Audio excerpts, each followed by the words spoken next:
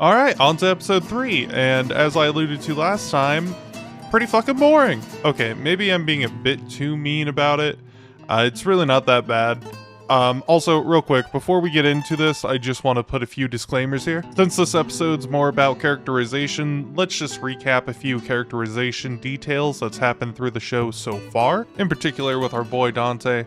As you know, he's a badass, pizza-eating, demon-slaying motherfucker, and apparently, we find out in this episode, he doesn't like olives on his pizza, which, I mean, fair. Now, do understand you are talking to the guy who likes mushroom and pineapple on his everyday pizza, but, you know, take it as a grain of salt. I don't know. Moving on, back to our boy Dante. He also loves the fuck out of ice cream sundaes in this anime. In particular, I think they're strawberry ice cream sundaes? Yeah, strawberry sundaes. Just wanted to add that because I feel like we have time to go over characterization details like that in this episode. Plus, with any other episode so far, this feels the most fitting to put it in. The basic gist of this episode is that human falls in love with demon, and vice versa. Girl's dad obviously doesn't like the fact that his daughter is dating a demon, and then after that, he goes ahead and puts a hit on dude's head. I should also specify that the father is the mayor of the city, and there have been plenty of murders in the city due to a certain demon trying to come into the human realm. Also to mention, the good demon in this episode, his name is Brad. Oh, and the daughter's name is Angelina. So after this, Dante goes ahead and follows Brad around,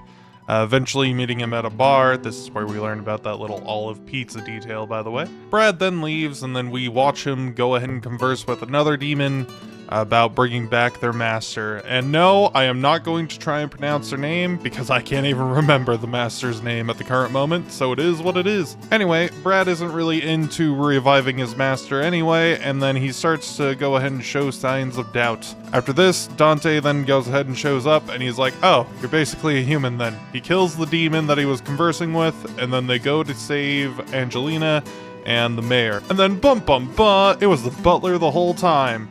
He's gonna go ahead and sacrifice the mayor. Dante says no to that, kills the other demon that was about to be resurrected, and then all is well that ends well. And now Angelina and our boy Brad can live happily ever after.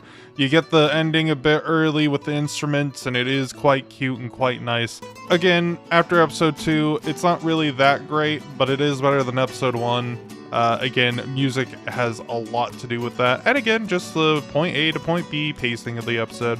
Also, I must really mention, when it comes to the soundtracks, most of these are forgettable with the exception of the main theme, aka the opening, and all the derivatives of the opening as well. Those are all pretty solid. Anyway, see you in the next episode.